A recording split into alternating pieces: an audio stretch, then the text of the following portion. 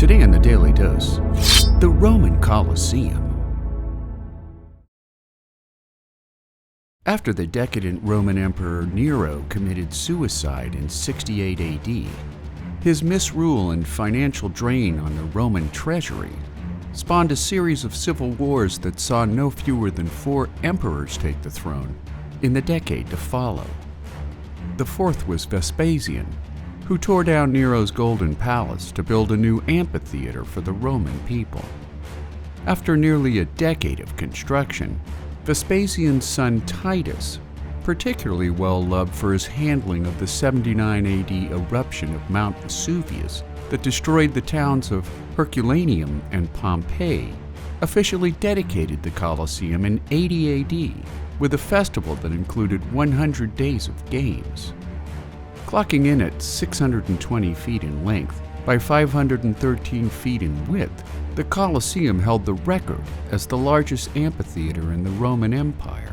And unlike many earlier examples which were partially dug into hillsides, the Colosseum was the first freestanding structure built entirely from stone and concrete, replete with 80 arched entryways supported by semicircular columns stacked 3 stories high.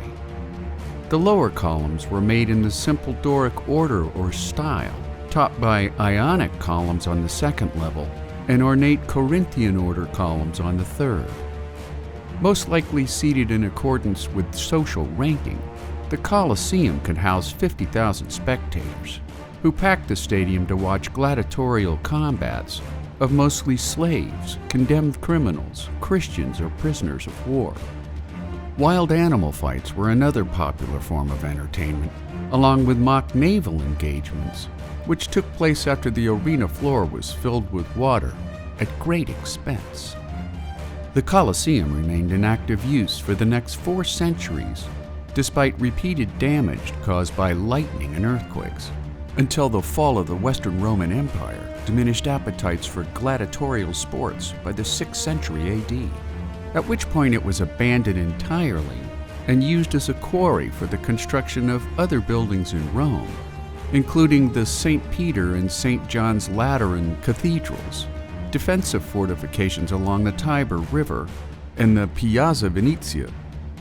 Despite some conservation efforts by 18th century popes, by the 20th century, weather, natural disasters, and vandalism had destroyed nearly 2/3 of the original Colosseum, until restoration began in the 1990s, making the Colosseum a curse for ancient Christians, and one of the most beloved tourist attractions in modern Rome.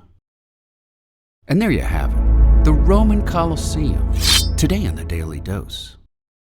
Get your nerd on with the Daily Dose, and if you enjoyed today's episode, share the link with a friend or colleague, so that they too can learn something new every day.